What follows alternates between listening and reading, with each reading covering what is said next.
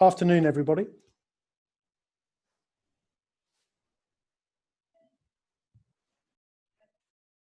Hi, Matthew.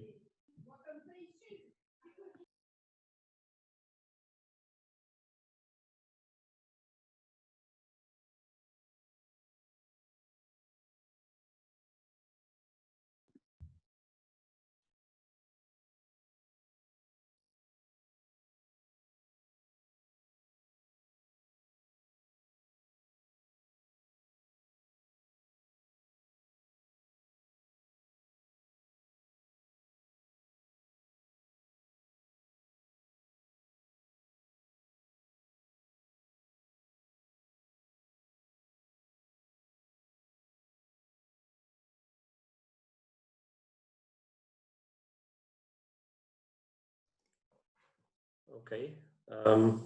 Well, good afternoon, good evening, good morning. Welcome, everybody.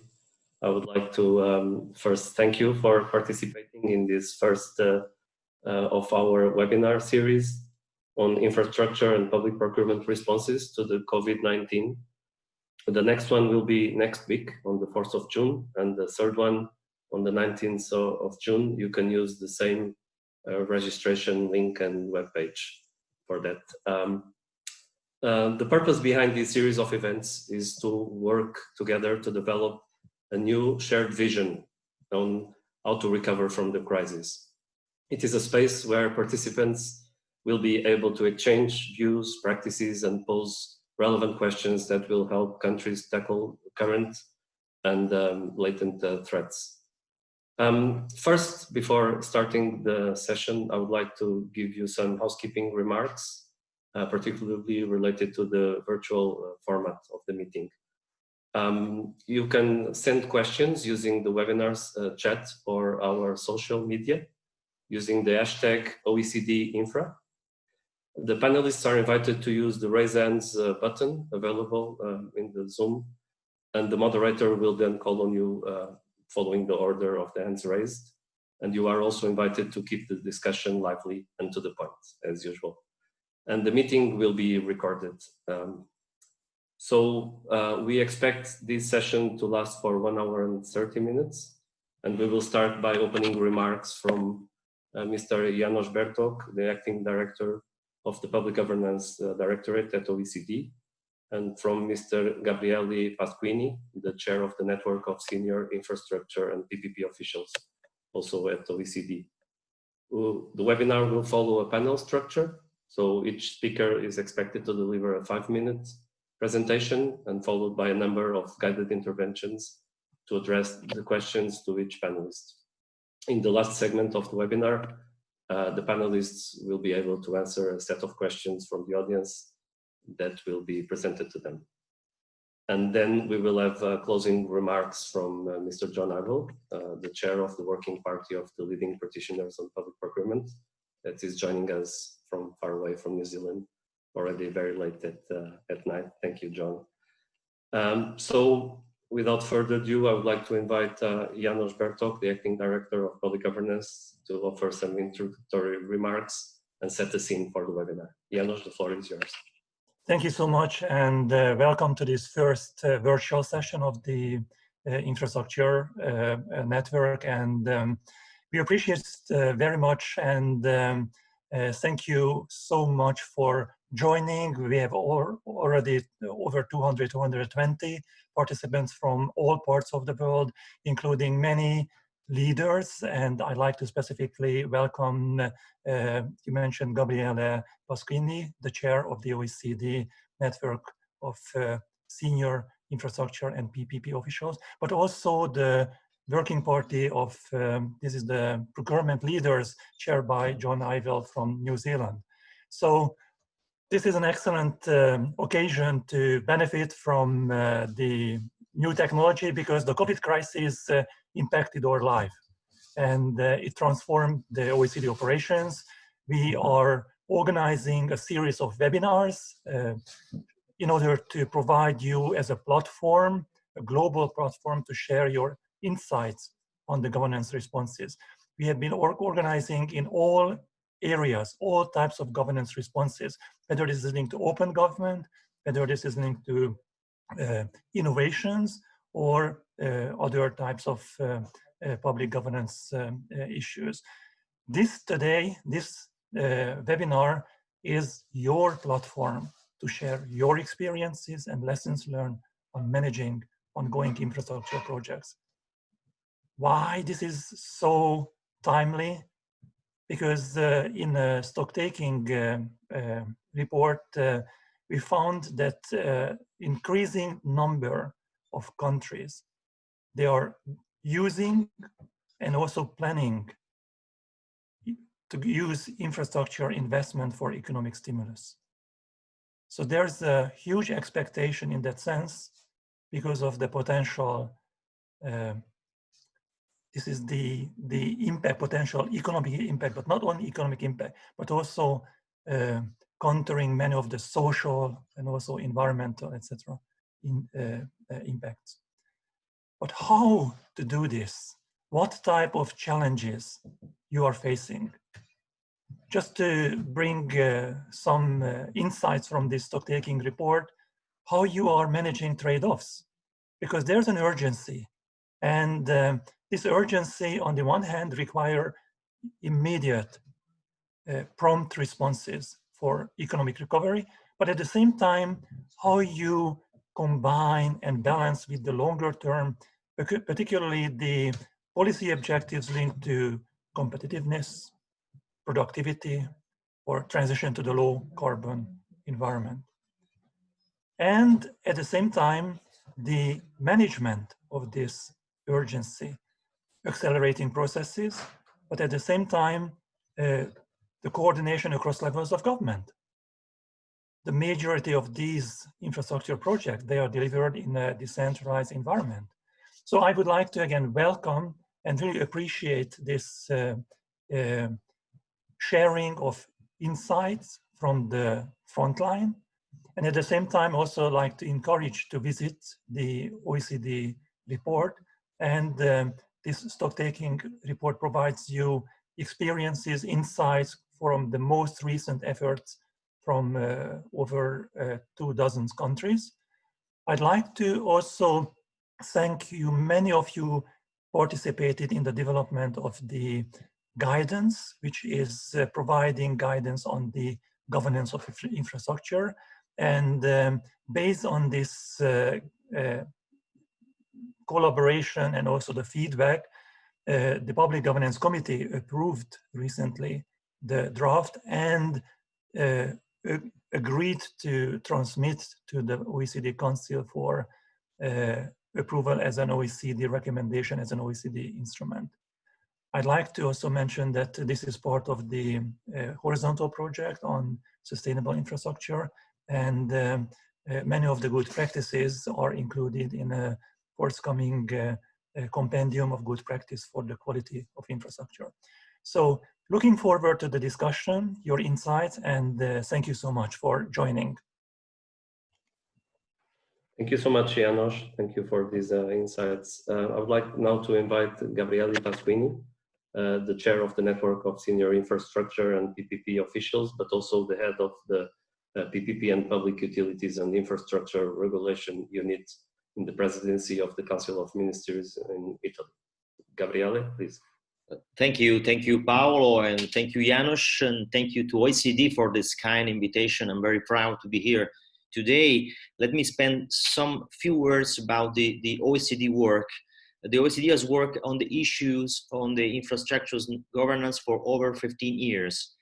The OECD network of senior infrastructures and PPP officials that I'm very proud to chair in these years, in particular, has been refining the shared international understanding of this topic and supporting governments on getting infrastructures right by providing good and best practices based on members' and partners' experiences.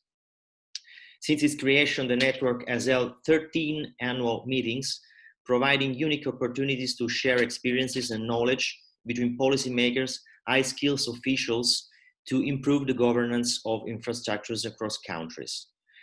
The topic that brings us together today is of the utmost importance for all infrastructure stakeholders, ranging from government to investors, developers, and construction firms, which is the impact of the COVID-19 crisis on the management of ongoing contracts.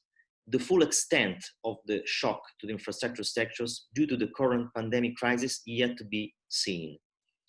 The real problem is the sustainability of infrastructure contracts in the medium and long term. This will inevitably be affected by the economic downturn brought by the COVID-19 crisis. The question on how government will manage and support ongoing infrastructure projects is still open. A number of governments have already adopted some measures to ensure the continuity of contracts amidst lockdown restrictions and rapidly changing context.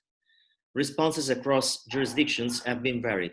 While some countries have opted for more standardized guidelines, others have adopted a more case-to-case approach. This is a different approach from different perspectives. Good practices adopted by these governments have been a result of a jointly effort across agencies, ministries, local governments, and private sector.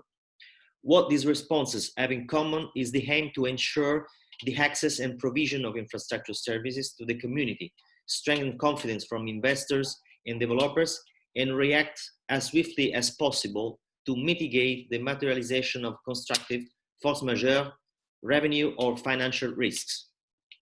We thank our panelists and delegates for participating today in this short but lively debate on the infrastructure's governance response to the management of ongoing infrastructure projects. And we also thank all our participants who showed great interest on this topic. We hope that we will receive very insightful questions that will hopefully keep the conversation going. Thank you very much to all, and I'll leave the floor to Paolo to introduce the meeting. Thank you very much to all.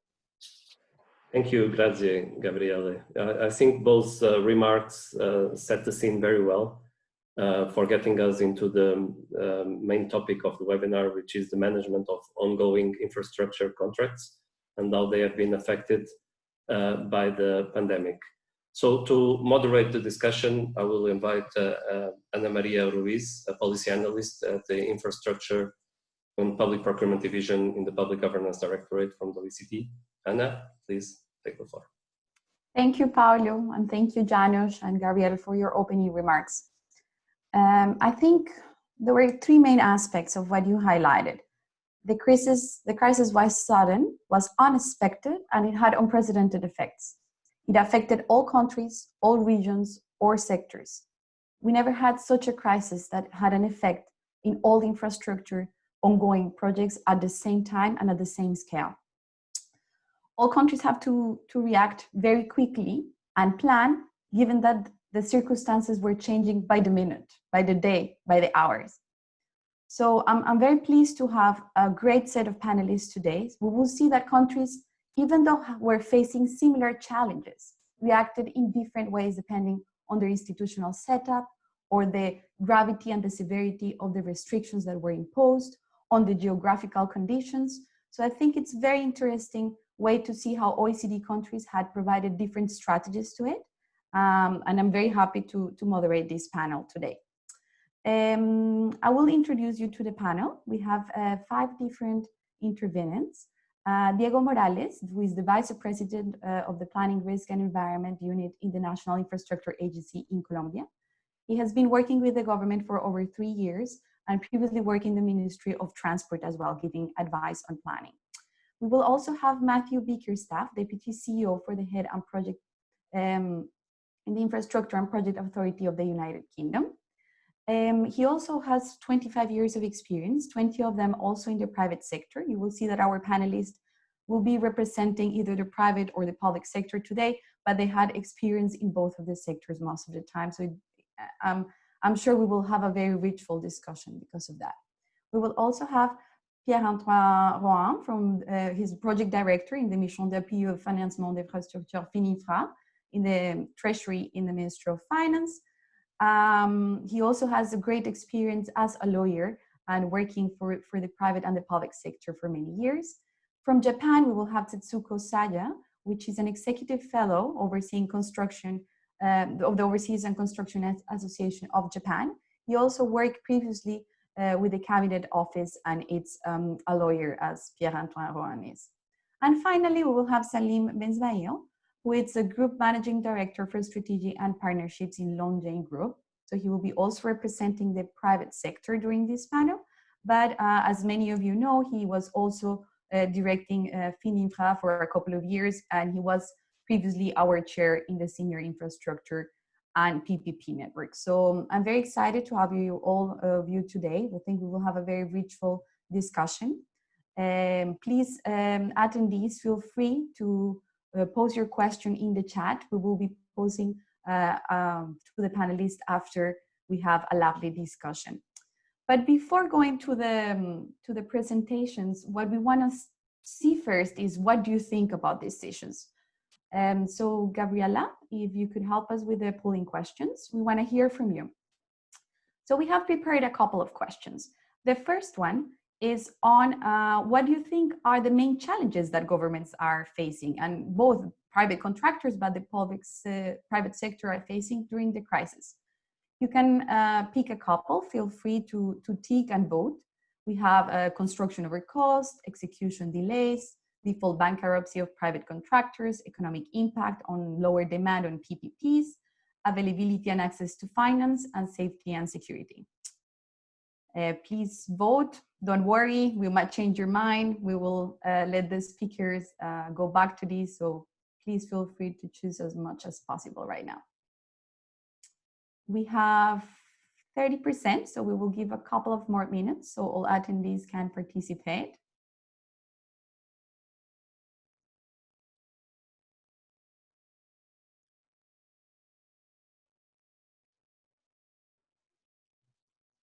I can see the results live, so the bars are moving and it's quite interesting. I already see a tendency.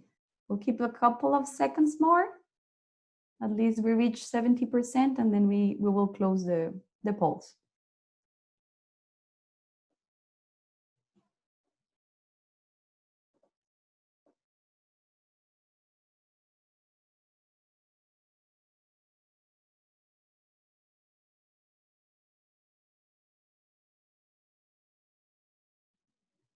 I think, Gabriela, we're good. We can close the polls now and show the results.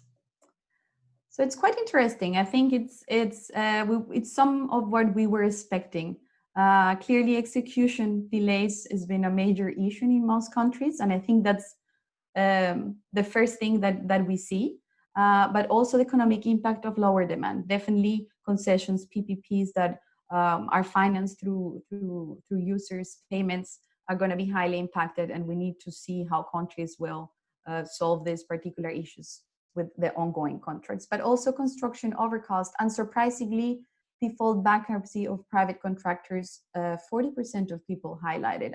I didn't expect it to be as high, so I'm looking forward to see what other panelists need to say, because it's quite a structural issue that will impact not only the ongoing contracts, but the infrastructure sector itself.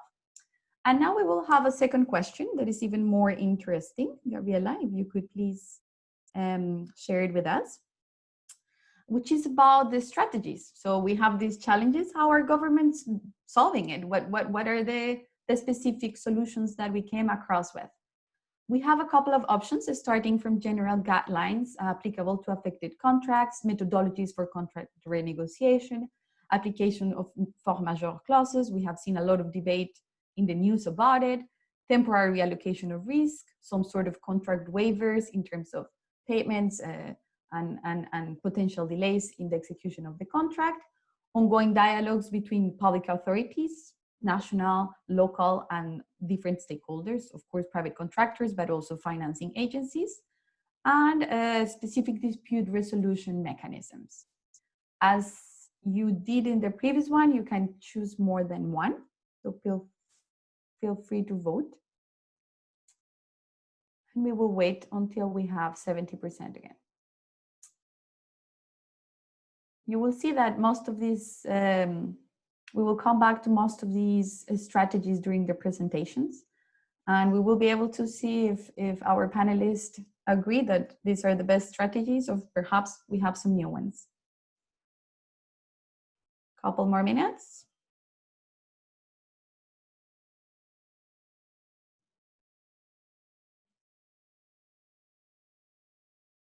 People are still voting. We are reaching 70%. And I think we can close it now, Gabriela. Thank you. So ongoing dialogues between public authorities and stakeholders is the most common strategy. And I think our panelists are going to be very happy, because yesterday we had a discussion on this question, and actually this answer was suggested by them. So they are right. They know their thing. So we will see some of these examples of how to ensure that public authorities have this constant dialogue with the different stakeholders to ensure the contracts are well implemented. We'll also have, I think, other important measures, such as the application of force majeure clauses. I think the problem about this is what this means, how they're going to be implemented, what is the level of remuneration that can be granted. So, of course, it's more about the application of these clauses than the fact of applying them themselves. And we also have some general guidelines and methodologies that we will see in some of the presentations that we'll have. I think this is a great overview. Thank you very much, all attendees, for participating in such a lively way. And without further discussions, I will let our panelists to start the discussion. So, Diego, from the Colombian Infrastructure Agency, please join the floor and share your great experiences of what you have been experiences in the last couple of months in Colombia. Thank you, Ana Maria. Good morning, everyone. Good evening for some of you. Thank you to OECD for having me here. It's an honor for me, and also for Colombia being here. My name is Diego Morales. I'm the Vice President of Planning, Risk, and Environment at the National Infrastructure Agency of Colombia. In this moment, the agency is in charge of all the PPPs projects and the concession projects to develop infrastructure in the 4 modes of transportation. Our ongoing contracts are called 4 generations, or 4G. And as macroeconomic context, it's important to notice that the work of the agency, also known as ANI, is so important for the Colombian economy. In the first quarter of 2020, road and rail construction, public service projects, and other engineering works grew 9.1% over the same period in 2019. In 2019, this sector grew 11% and represented about 2% of the national GDP, which is around 4.4 billion euros. Our goal is to continue to build a modern and sustainable infrastructure in Colombia. That's why we are planning in this moment our 5th generation of projects. And we were doing well. We were achieving our internal goals. We were achieving all the objectives of the National Development Plan of Colombia until the COVID-19 just changed everything. Each mode of transport has faced some impact, especially the airport and road sector have been the most affected. The current situation has led, for example, in road mode to a drastic decrease in mobility statistics. The air operation, I think that is the same everywhere. The air operation has been restricted to 3 specific cases: humanitarian emergencies, freight transport, and unforeseen circumstances. In the middle of this situation, the national infrastructure sector, the agency, worked in a general biosecurity protocol in which each project, each concession has to create their particular protocol depending of the region of the country, depending of the mode, depending of so many variables different for the projects. But the main characteristic of this protocol, of this biosecurity protocol, was the compulsory open dialogue with local authorities, which is the main issue that we were working for the last 3 months. The National Infrastructure Agency has worked in articulated and coordinated way with governors and mayors of different parts of Colombia. This work has as main objective the socialization of the biosecurity protocols, not just the general protocol, also the particular protocols of the projects to prevent the spread and contagion of the COVID-19 and restart the concession works. We noticed that the main issue for local mayors is to ensure the protection of the population. So we need to, in this moment, to work in the balance between the health of population, but also the health of our workers. More than 60 virtual meetings have been held with mayors, governors, infrastructure secretaries, and especially with COVID-19 regional managers and social leaders. In addition to this, ANI has set out to define uniform parameters for harmonizing infrastructure projects to the conditions resulting from the COVID-19 pandemic. For instance, since April 2020, working groups have been set up with the different concessions, with the different companies to manage to think how we can manage all these situations. Different issues of the projects in the impact of the projects have been dealt in these roundtables.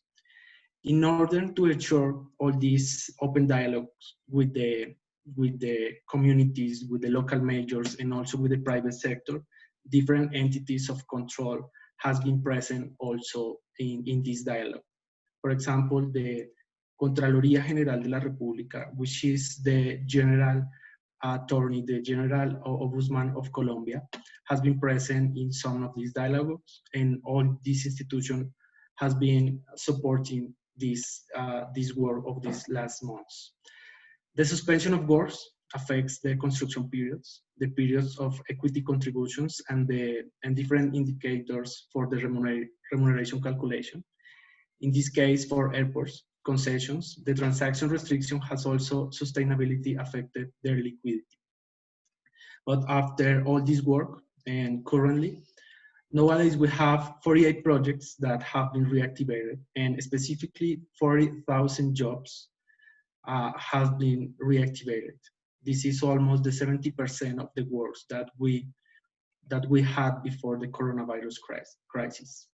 The gradual restart of works allows to return safely to the construction of the concessional transport infrastructure projects, which allows to continue connecting the country and generate hundreds of jobs in Colombia. Each concession infrastructure project has been implementing the biosecurity protocols required by the national government for the works reactivation. The agency and the auditors have monitored the strict compliance of the biosecurity protocols. So this is, in general context, what we are doing in Colombia from the national agency. I think for summarize, we were working with local majors, we were working with the private sector, and always in an open dialogue. I think that is the key for the success reopening of the construction process in Colombia. Many thanks, Diego. It is quite interesting to see the massive amount of meetings that you have been handling, not only with the private sector, but also with local communities, which I think it reinforces that the previous systems, governance systems that were in place were tested in a way, and you build up on this to further and strengthen these collaboration mechanisms. And I think this issue on the trade-offs between health, security, and the economic impact is something that we will see across the government responses. So we will come back to that. And I would like to discuss more about the 5G concession project and how this will impact, but we will come back to that. Okay. So from Colombia, our last country to join the OECD a couple of weeks ago, we will go to the UK with Matthew Bickerstaff that will present us a a similar perspective also from the Infrastructure and Project Authority entity in the UK, but we will see that the approach has been slightly different. So Matthew, the floor is yours. Hello, everybody. Oh, I'll take myself, I am off mute, good. Hello, everybody, morning, afternoon, and evening. Let me just give a little bit of an overview of what we've been doing in the UK to respond to COVID-19, the particular things and initiatives that we've undertaken. And then I'll just give some preliminary remarks on the questions and answers that were given, which I think were really interesting and insightful in terms of the responses as well. So what have we been doing at the IPA alongside our Treasury business colleagues in different departments? First, establishing policies specifically targeted, let's focus on the construction industry rather than manufacturing, retail, etc. So for construction, immediately we established site operating procedures to ensure that people were able to work safely. As lockdown became even more required, then we limited that. So the requirement for communication and updating of policies and procedures absolutely is critical through the initial phases of this crisis. We also established procurement policy notices as well, which worked with suppliers to say, and also the public sector to say that you should work together and cooperate. And in particular, public sector granting authorities, so contractual counterparties, should actually pay suppliers and contractors to make sure that cash flows continue to flow. Our Chancellor then created the job retention scheme, so the furlough scheme as it's called, and also finance support mechanisms as well at various levels. So for SMEs, so right at the lower end of the food chain from a construction supplier base, all the way up to large investment grade rated companies as well, which had differing products. So at the higher end, the COVID corporate finance facility, which is commercial paper bought by Bank of England. And then we had COVID business interruption loan schemes, large ones, smaller ones, and then also bounce back loans for SMEs, as I mentioned. During all of the time of the crisis, we've been communicating both through our Ministry of Housing department and also our business department. Ministers have been engaged in that process. But critically as well, we've established industry task forces to ensure that there's a very strong dialogue between public and private sectors. In terms of our reaction to the crisis, our initial ground zero was just a reaction phase. We're then somewhere between phase one, which is restart and recovery, and then phase three we envisage will be future state. But I thought rather than going into the detail of our financing mechanics, etc., because there's a huge amount of detail to go into, I just was struck by some of the questions, and I just thought I'd give my initial impressions just in 2 minutes that I have left. I thought it was interesting that execution delays were seen as the biggest likely impact. What we are seeing is that clearly social distancing, the ability of people working 2 meters apart is making construction slower. So absolutely agree with that. However, it's also linked to supply chains as well, and how quickly the supply chains are recovering, especially as the manufacturing and shipping and logistics feeds into that equation.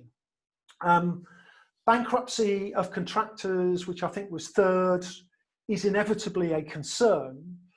And I think I would really flag the fact that construction, certainly in the UK, is a cash flow driven business. And with such a long pause, it's very difficult to get the cash flow up and running again, going from the tier 1 contractors to tier 2s and into the broader supply chain. So that's a real challenge.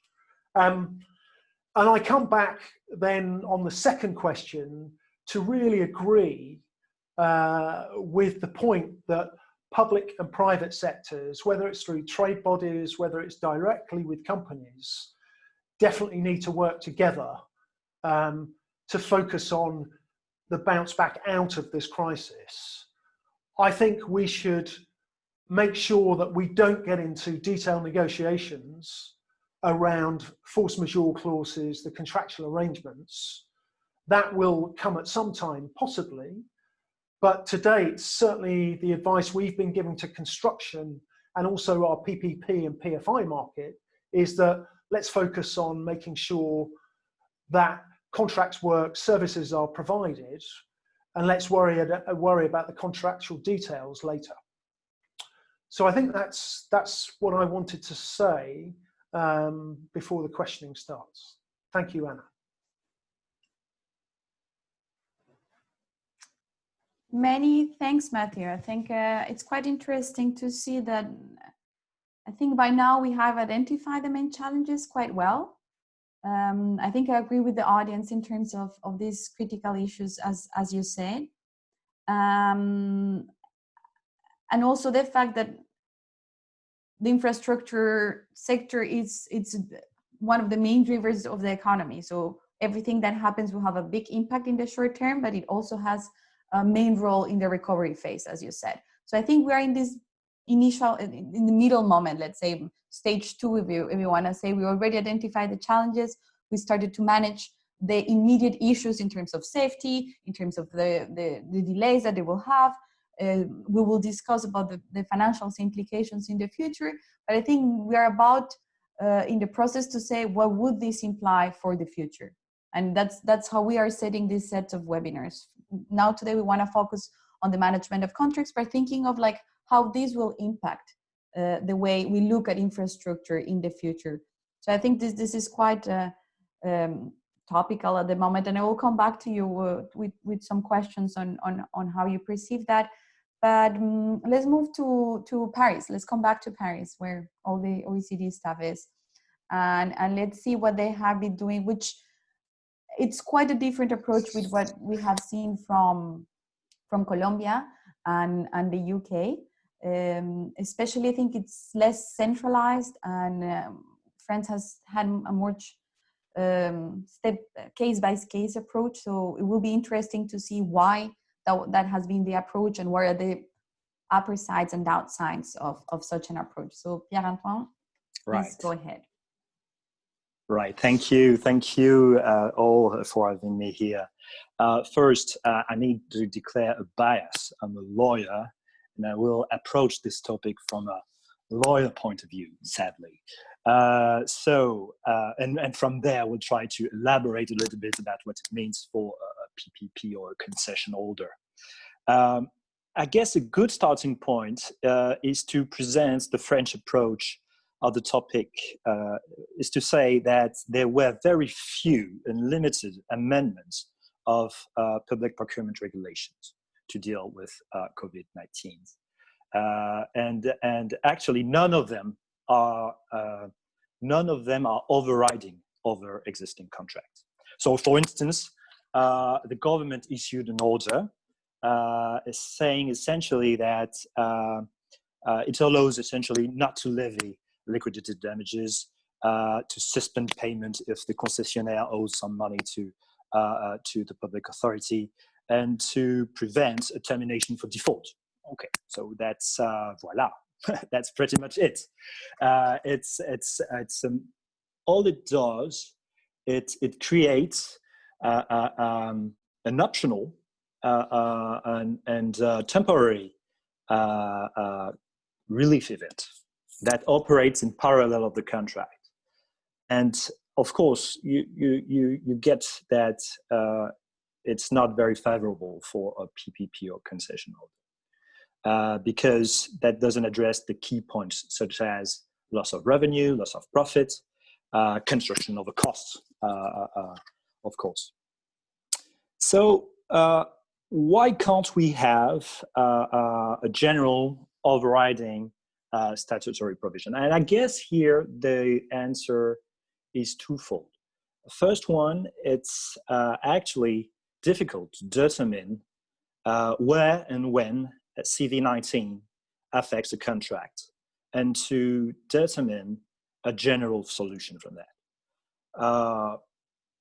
Indeed, and you can understand that you have a large variety of situation, difference of contracts, difference of sectors, and so I'm not sure if only it is possible that we can craft such a general overriding provision.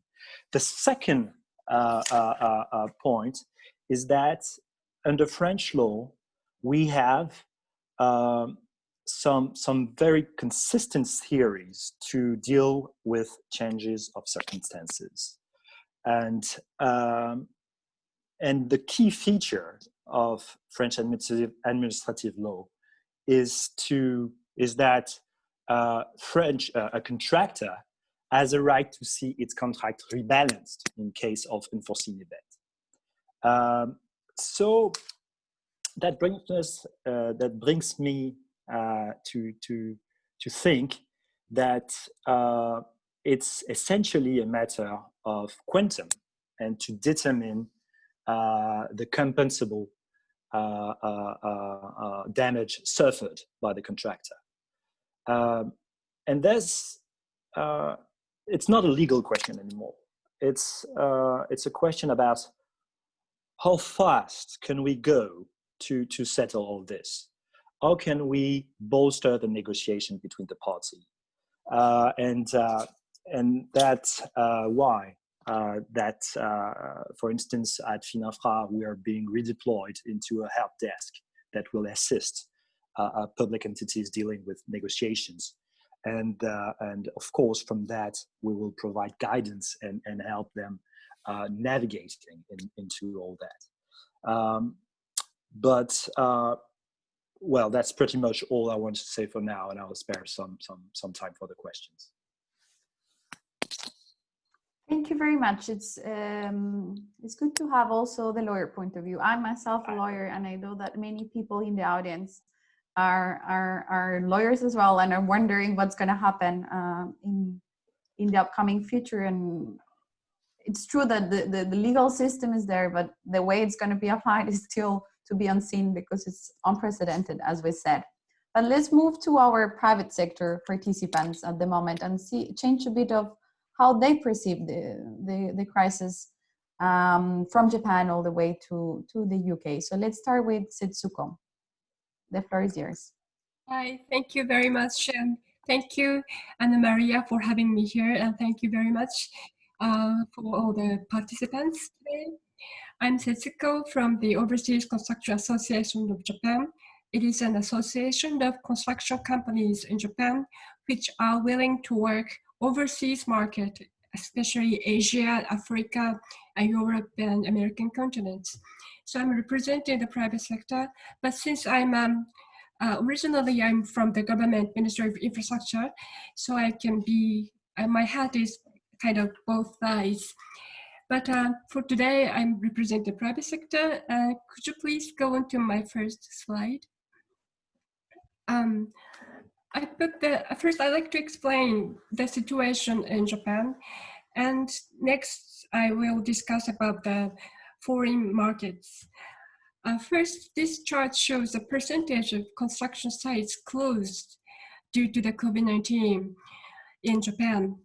The state of emergency declaration started in Japan in 8th of April, and it continued until 25th of May, this Monday. And according to the survey, 4% of construction sites were closed. It is not all the construction sites, but the construction sites ordered by the Ministry of Land, Infrastructure, Transport and Tourism, and it covers approximately 8,000 construction sites. So I think it is a very reasonable number of examples to see. and it is 4% at the maximum, and the number at the percentage is decreasing. So it looks like compared to the site closure of other countries, the impact seemed small, but it is not in the reality. According to many companies, quarterly financial report, which they issued last week or this week regarding their first quarter of financial assessment, many companies said that their revenue decreased due to COVID-19, and also many companies are not able to provide reasonable guess for the future markets because that future is very unknown. So the impact is still very critical, but the reason is some of the speakers mentioned that the supply chain was the most important issue. Many construction materials were not available on the right time. And could you please go to the next slide? There are many responses by the government. The government issued many notices and that are requesting the contractors to discuss with public sector so that they are able to manage the situation very well. This is the same strategy as in UK and maybe in Colombia, that the discussion among the relevant parties are going to be the very important issue. And also the Ministry of Infrastructure asked the companies to talk with the subcontractors because they are in a supply chain and they all are working in the same sites together.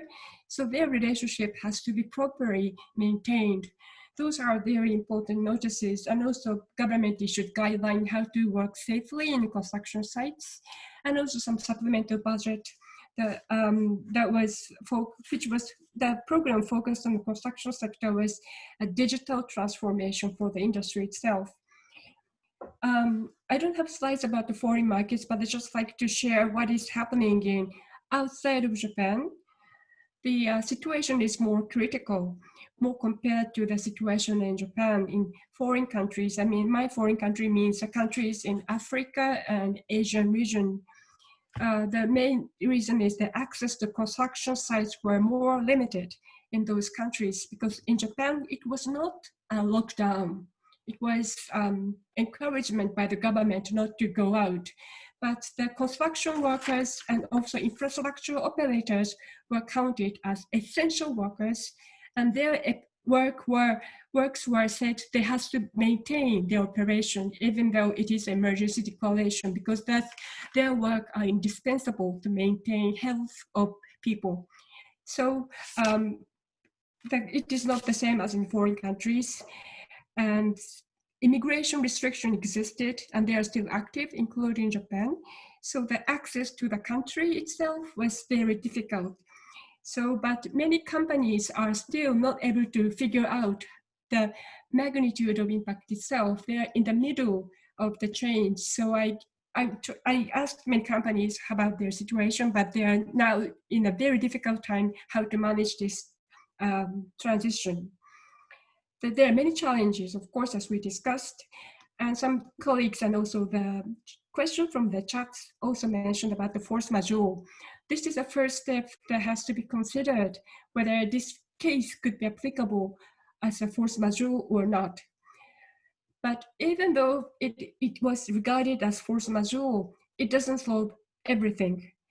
It just doesn't punish contractors to suspend their work and a delay of their contract. Anyways, we need to discuss about the cost in the future, how the over cost could be covered by whom and when. The discussion will be needed by site by site because the contracts are different. And there are many discussion in the future. It has been already discussed slowly in Japan. In Japan's case, the contractors and public sectors gradually started how to manage this situation. But of course, it will be also the same in construction sites in foreign countries as well. And in the long term, as the questionnaire in the first question or second question mentioned that the economic impact on lower demand will be very challenging. Maybe their needs are not the lower demand, but the shift of demands will come. To what extent people will need mobility in the future? We are now working with a webinar. And if it doesn't happen, maybe 200 to 71 people will come to Paris together and meet in the conference center, and we are making a conference, but we don't have to do that. So the impact of such mobility might be in a question in the future. So there are many strategies I'd like to share, but as our colleagues and other speakers mentioned, the dialogue between public and private, and it has to be win-win situation. We are not able to, we can never go into the deeper pockets, but we need to collaborate each other and share everything, resources on the table, and see what kind of steps could be reasonable, and what steps would make both sides, and of course, including the general public, happier. Thank you very much. Many thanks, Setsuko, for such a comprehensive overview that highlights other issues that the private sector might have, such as the impact in foreign countries. So local contractors will face this double effect that is quite different. And I would like to go back to your quote, which is quite nice, because I think it sums up some of the discussions we've had, like infrastructure governance, and in particular, this equal partnership between the public sector and the private sector could be the key to overcome COVID-19 crisis. I think this is a very powerful quote, and we need to see how to make sure that this collaboration happens and we have the right frameworks in place. So to finalize, I would like to give the floor to Salim. So you can continue with the private sector perspective and let us know what has been the experience from Yonlane Group and in the management of your contracts. Thank you, Ana Maria. Hello, everyone. Well, it's a pleasure to be able to share our experience at John Lang. I think the previous panelists have already said quite a lot of things. So maybe I'd like to start with, like Matthew did, with a reaction to the answers to your surveys, the questions that you circulated to participants. And it was interesting, if I remember correctly, health and safety came out last in as the important challenge, and that I find that quite surprising, actually, and I would have voted for health and safety. I think cost overruns, supply chain disruptions, all of these things obviously have happened at a scale that we've never seen before, and they're creating massive problems. But these are things, these are things that happen with projects all the time. You always have problems with on major projects. The one thing that has been very distinctive and very new and very challenging from our perspective has obviously been the health and safety issues, and having to deal on a remote basis and to ensure the safety of our employees, of John Lang people who are seconded into these project companies who are delivering the infrastructure, having to do so in collaboration with the different approaches of other stakeholders involved in the projects has been quite a big challenge. I did want to start with this point, but I do think that has been really the thing that's been quite distinctive about the current crisis, and we're not finished with that, obviously. At John Lang, we're active in four regions around the world. We're active in North America, in Europe, in Australia, Asia Pacific, and Latin America. So I think what we've seen is that obviously the severity of the disruptions that we've seen, especially in projects under construction, has varied quite dramatically from one country to another. In places like the UK and France, at some point, construction effectively stopped, and it's had to be started again gradually. But in other jurisdictions, construction never really stopped. I mean, in Australia, the United States, in Even I believe the Netherlands, for example, construction always continues. So the disruption, I mean, it has existed, but it's really varied quite considerably from one place to another. And I'd also like just to mention the fact that in some cases, the actual impact on some construction projects has been positive. I mean, quite a few of the major transport projects involve cutting down traffic on a number of lanes so that you can build a new lane or build a light rail project in the middle of a city. Now, these projects have actually had increased productivity because obviously there's no traffic anymore. And so public authorities have been in a position to relax some of the constraints they put on projects. And this isn't the net effect across infrastructure, but I think it is something. It's just important to note that things have been quite varied across sectors and across geographies. Obviously, where things have been quite challenging has been also for operational projects where construction is over and who are now actually in operation. And here the big difference has been between availability-based projects and projects where there's dependence on demand and volume and therefore demand risk involved. And here we have a number of projects, both in the UK, where we have a shadow toll project, which is the A130. In the US, we have an operational managed lanes project, which is actually was unlucky for us. It became operational just in December, which was arguably a very bad time to go into business if you're in the transport business.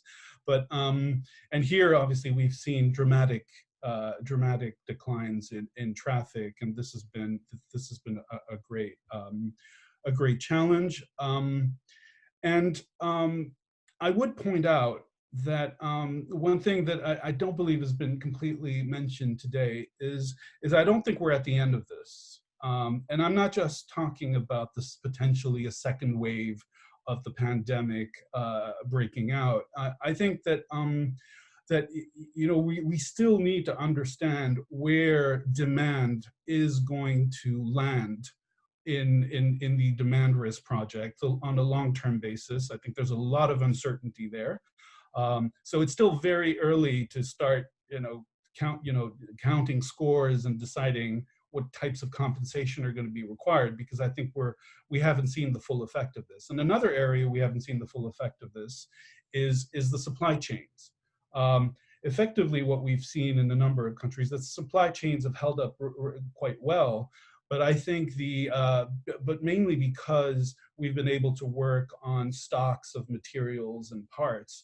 And I know that in places like Australia, for example, that are quite dependent on trading with China, we're still waiting to see exactly how the supply chain is going to be impacted. And I think we're far from having seen the full consequences of the crisis on the supply chain. So we should brace and get ready for potential further disruption. In responding to the crisis and how to respond and what kind of initiatives we can look to, I think a number of things have been discussed already. I mean, these are extraordinary times. They require extraordinary focus, extraordinary engagement, I think, by all stakeholders. There were a few items mentioned in the survey. I think I'm a bit skeptical about renegotiating risk allocation, except maybe in circumstances where continuity of service is really at risk. I believe in the UK, for the rail franchises, which were exposed to full traffic risk, and there's nobody in trains anymore for 2 months, then effectively the government has taken over essentially a temporary nationalization of the rail franchises. I mean, but if we're not in those situations, I think for demand risk projects, what we've seen is that until now, the financial structure has usually been strong enough to withstand revenue shortfalls. And there are, in many cases, emergency financing facilities that are in place. Certainly that's the case in some of our projects in the US. And I know that it's also the case in a number of rail projects across Europe, which have been supported by subordinated debt mechanisms provided by the EIB, for example. So effectively, these systems have served their purpose. They've delivered what was expected of them as far as we can see. Scrambling into contracts to try to find provisions that could be creatively interpreted to deal with the current situation is obviously something that we're all going to do. But I think the reality is, that contracts will typically include change of law, relief events, force majeure, a whole range of situations that could create, at least provide a basis on which to have some form of compensation. But I think the reality is that none of these provisions were really designed to deal with the situation we're in. Nobody expected a pandemic. Nobody expected that at some point governments would mandate the interruption of all economic and social interaction. And I don't believe there's a contract that has ever provided for that, or so I'm sure somebody around the table will prove me wrong. But and I believe that lawyers, what I hear is that lawyers around the world are telling concessionaires and sponsors not to put all of their hopes in force majeure provisions. So I think at the end of the day, what will be needed is pragmatism, common sense, and a measure of fairness. I think clearly there is the legitimate expectation that public authorities will step in to provide some type of support, some form of support to concessionaires or contractual parties where that is necessary. We've seen governments effectively putting the private sector on, the whole private sector on life support through loans, grants, guarantees, furloughing schemes on a scale that's been unprecedented. It would be slightly surprising for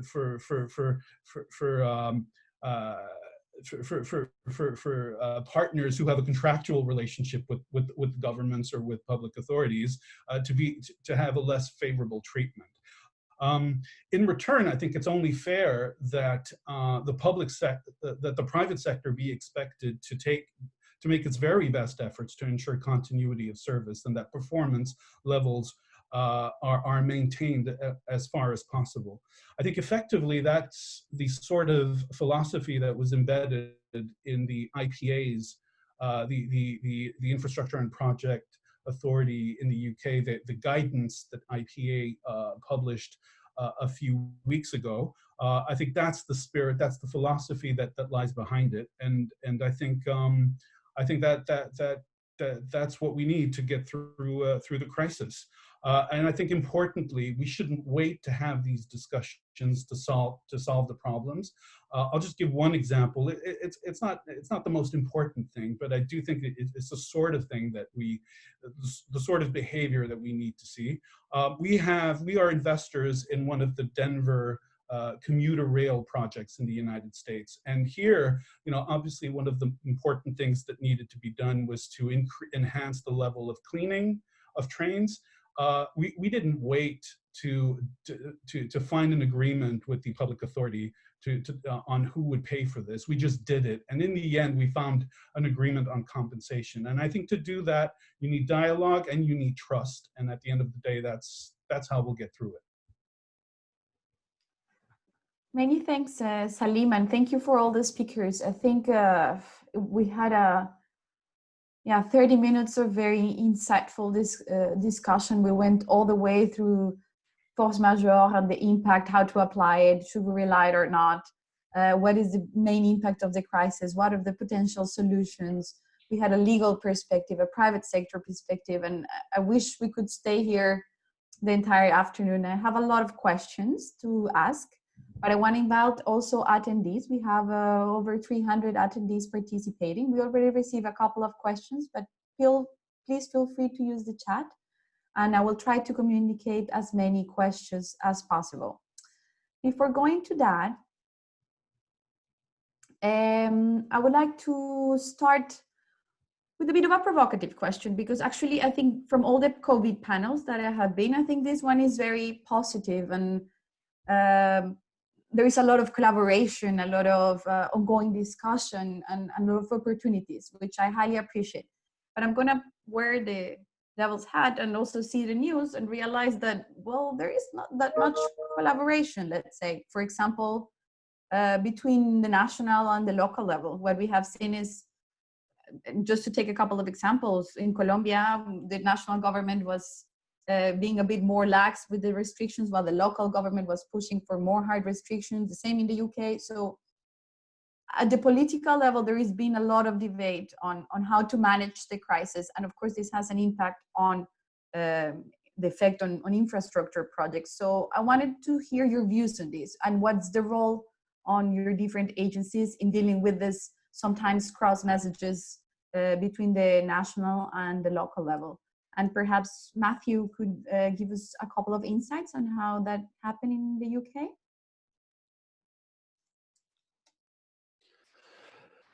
Yeah, happy to do that in terms of the national to the local. I mean, the first thing I would say is that this crisis, and it remains a crisis, has been moving incredibly quickly. So it is inevitable, but at times surprising, how you will see the impact filtering and flowing through to, let's say, local transit systems or use of hospitals, schools, and the financial universities and the financial impacts. I think from a UK perspective, I think the reaction, as I kind of gave the quote from our Chancellor, Rishi Sunak, was very speedy and huge in terms of supporting both employment and also with things like VAT deferrals and also national insurance deferrals on payments. Now, unfortunately,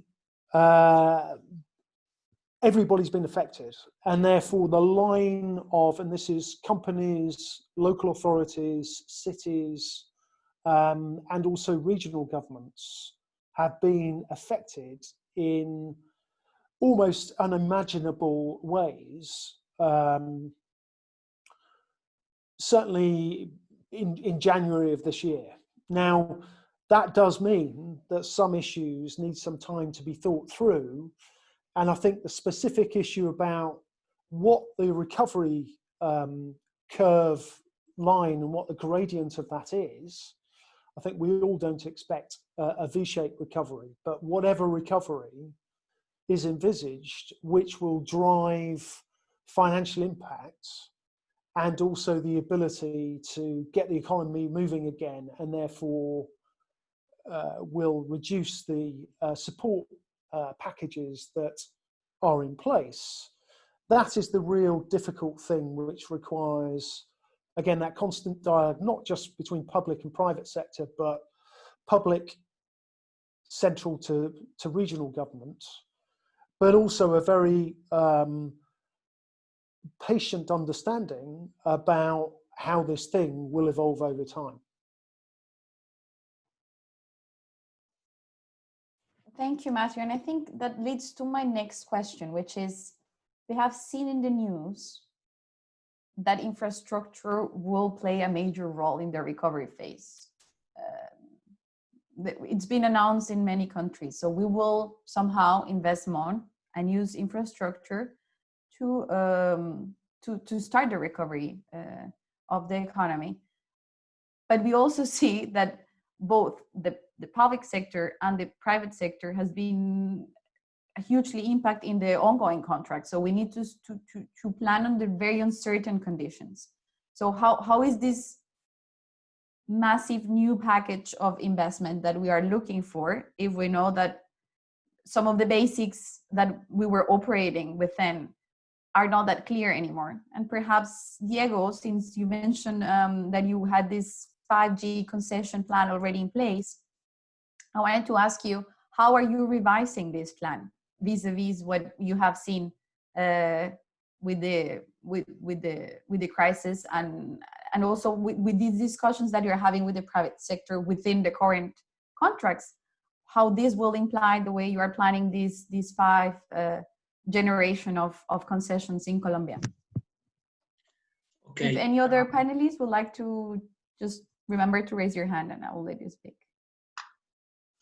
Okay, we have understood that learning from experience and building on what has been built are the basis of structuring the new infrastructure projects that we are working on.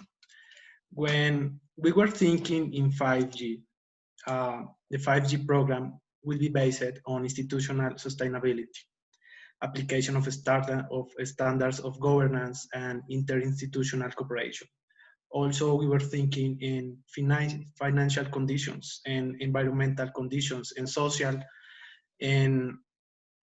issues, but now we are thinking that the 5G projects, the 5G program, needs to consider IT development, because we need IT to manage information, to create this environment of data, of statistics, to control, to understand how this COVID situation is working on in the different parts of Colombia. Also, we need to give more importance to safety and to health and safety conditions of work. It's not just about the technical issues anymore. It's more about IT development. It's more about health and safety conditions. And also we need to improve as institution, as agency, our capacity to the open dialogue, the constant dialogue with local mayors. So I think that this changed some of the main policies of 5G, but not just to change what we were thinking in the beginning, just to take into account different variables like IT, health and environmental, social security ways of working, and also the institutionality of the agency being more strong about the dialogue with local mayors and the COVID-19 regional managers as well. Thank you, Diego. This is quite interesting, and it reminds me of some of the points that are highlighted in the upcoming recommendation on the governance of infrastructure, which is the flexibility of the strategic plan and the institutional design behind it to implement that strategy. So I think all institutions will be facing this redefinition on their mandates and on the capacity to cope with this increased investment and this more uncertain conditions. But Salim, you have your hands raised. What's your perception from the private sector? Do you think this is the way this is going to look like, or is there going to be major changes in the future in terms of appetite from the private sector? Well, first I wanted to react on the idea that infrastructure is going to be a key part of the support packages that will revive growth after and to get us out of the recession that we are now getting into. I think here, governments are facing quite a lot of industry groups and sectors who are clamoring for help. Now, we are one sector that is claiming that we can help the recovery, but the government might look at this, and governments might look at this and saying, is this just the infrastructure asking for help? Now, and that's where I think we need to be very realistic and clear about how infrastructure can contribute to reviving the economy over the next few years. I think in the very short term, governments are going to need very short-term fiscal support that will flow into the economy. And I think if we're realistic, infrastructure, unless you have shovel-ready projects, infrastructure is not going to help. If you're just looking at concessions and PPPs, launching new projects will only actually have an economic impact in the economy in 18 to 24 months at best. So I think we need to be realistic in how we are addressing this issue. And I think, but I do think infrastructure is a key part of the recovery. I think making sure that the projects that were on the map and ready to go or already happening, that these projects can actually continue, I think that will support the recovery. And then new projects, new infrastructure spending on a lot of the important themes around energy transition or digital infrastructure, for example, a lot of this can help, but I think we need to be clear that what this will do was it will help anchor medium-term expectations that government support will continue beyond the very short term. And I think if we get that messaging right, then we have more chances of being heard by governments and getting and ensuring that we're included in the support packages. Thank you, Salim. Very useful analysis. We have a lot of questions from the audience. They're very interesting and they're very hard, let me tell you, but I'm gonna share some of you and please let me know who would like to answer one. We have one from the European Investment Bank. This is the question. Looking ahead 6 months or a year, what might be the ability of construction companies' supply chain to bid for complex and large PPP contracts? Do you foresee a tightening of financing conditions and availability of lenders to support bidders?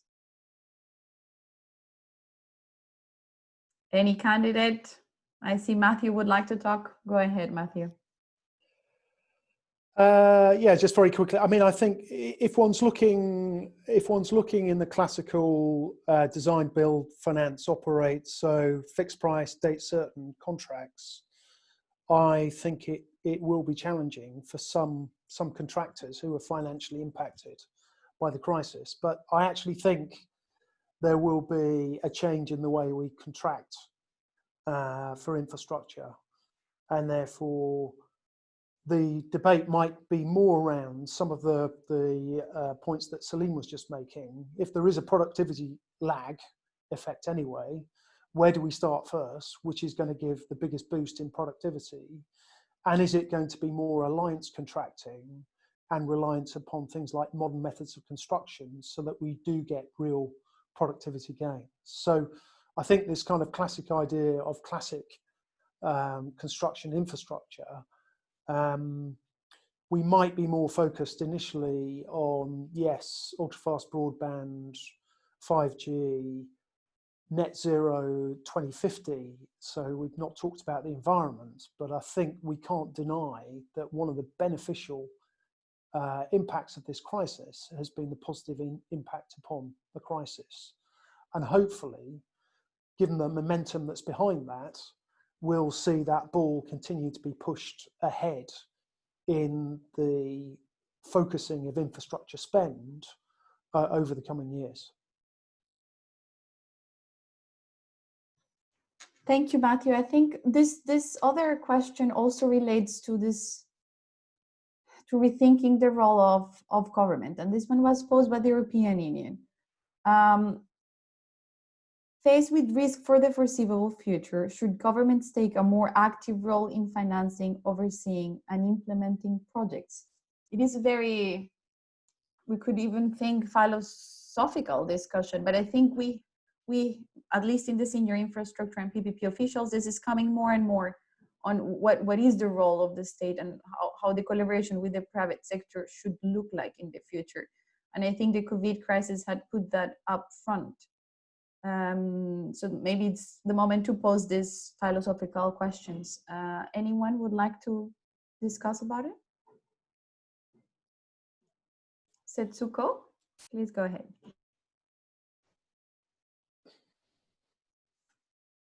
You need to unmute. Okay, I'm trying to answer your question because that's exactly the topic that I was discussing with my associating companies. What could be the role of construction companies, especially for the SDGs? Of course, government plays an important role, and the government could be the leader. But still, there are many elements that private sector can contribute, and maybe the government is a huge entity, but private sector strength of the private sector is they can be very flexible and cross sectoral, and their knowledge could extend not only building, designing, build, and operating the infrastructure, but they can design cities as an urban area or urban development. Infrastructure itself is not a self-standing sector, but it is connected with the people's settlement and also people's lives and the future of the cities. So if the construction companies can extend their expertise for their IT or any of their knowledge about environment safety, maybe they are able to solve some solutions. And there's some companies which are very successful for doing that, proposing the future lives of people, how people can live in more coordinating with other sector and in more contributing to SDGs, especially in the COVID-19. Vulnerable people are affected impartially. Vulnerable people are affected more than the rich and established people. So that kind of contribution could be also one of the elements that private companies can solve. And that's what I'm discussing with my colleagues in construction companies. Thank you. Thank you, Setsuko. That's quite interesting analysis. And I think bringing this inequality and social perspective, this is something that there was growing consensus on the importance before COVID. Again, in the discussion of the recommendation, this was something that came across more and more. But I think COVID just put the spotlight into it, both the environmental and the social and economic impact of infrastructure investment. So thank you for bringing that up. We have, I think, maybe last one question, because John will need to close and he's in New Zealand. So we are worried that we are already taking a lot of his sleeping time before closing the session. But we have a very interesting one from Australia.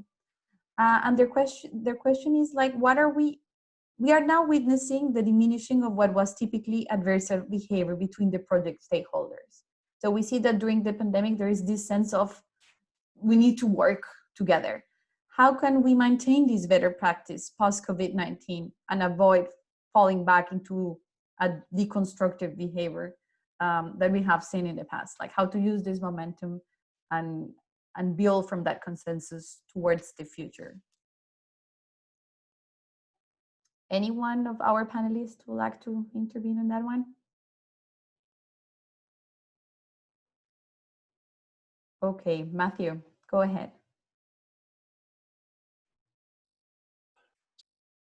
I'll give it a go, and it's kind of linked in with the last question as well, because it is potentially throwing out questions about how construction industries, for example, should be designed, and how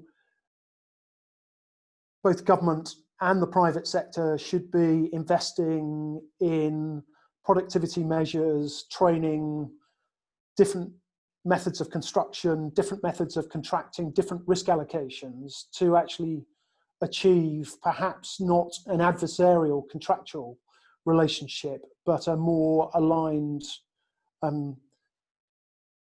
interest-aligned approach. And I think that probably does depend upon where you're coming from. So depends on the nature of the construction industry. If you have a fragmented construction industry in your country versus a very concentrated, limited number of parties, because that consolidation has already happened, that will obviously require slightly different, you're starting from a different base. But I think it inevitably will change, and hopefully in a more collaborative way, how we invest in project delivery from a construction, training, skills and capability, and our supply chains. And supply chains, for example, may become more local for resilience. There's a huge amount of potential change, which I think might happen from this. Many thanks, Matthew. Maybe just before closing, we have another question that is quite interesting in terms of, we have talked a lot about guidelines and methodologies, but the truth is, like, there's just a few that are starting to appear, because the actual content of the guidelines and the methodologies it's needs to be decided by all these different stakeholders. So it might be good to have some views on that, and if you can reference to specific cases or where to find this for other countries that are looking at best OECD practices. And I see that Pierre would like to talk about this or any other issue that you would like to raise before closing the session. No. Sadly, we don't have such thing in France, and we don't have, for instance, the protocol to deal with delay that Society of Construction Law issued in the UK. So all I want to say is we'll deal with that through a case-by-case approach, and but we are looking with much envy what has been done in the UK in that regard.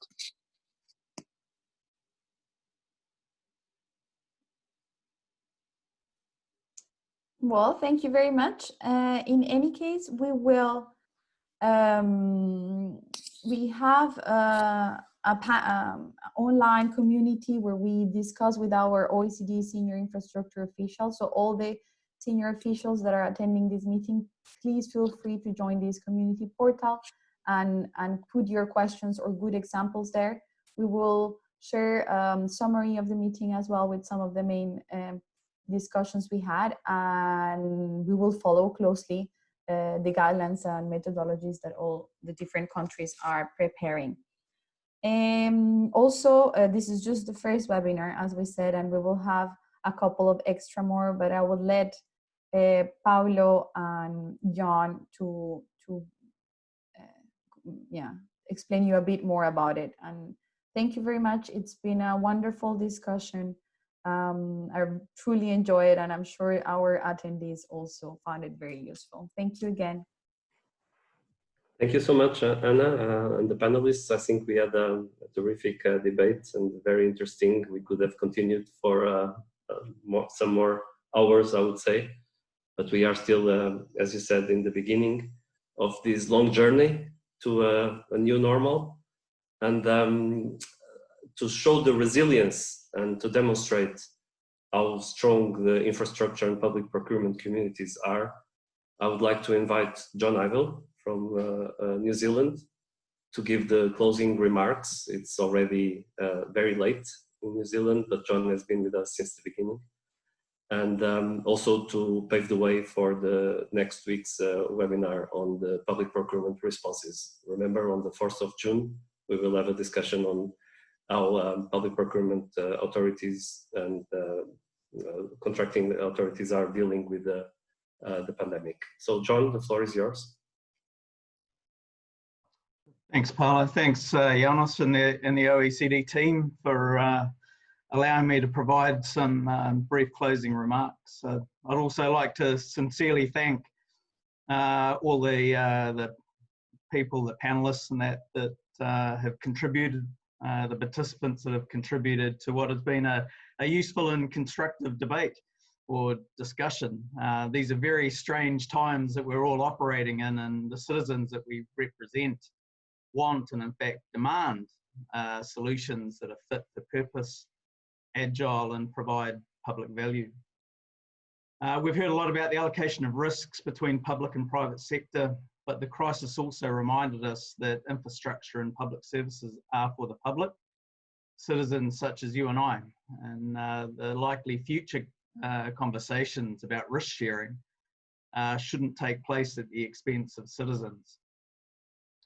Changes ahead will not only affect the way infrastructure is being planned, designed, and operated, they'll also most likely transform the way that public services are being delivered, with broader digitalisation and increasing focus on resilience. Before I close the webinar, I thought I'd briefly share the New Zealand experience in management of ongoing infrastructure contracts in a COVID-19 environment. And I'm saying this because it provides another perspective, but it also provides a good link to the upcoming webinar on 4 June, which will discuss procurement responses to the COVID-19 crisis. Procurement and construction contracts, of course, go hand in hand. New Zealand's put a lot of focused work in over the past year to develop high-level engagement and collaboration with key leaders from across the construction sector, initially because the sector had some serious issues.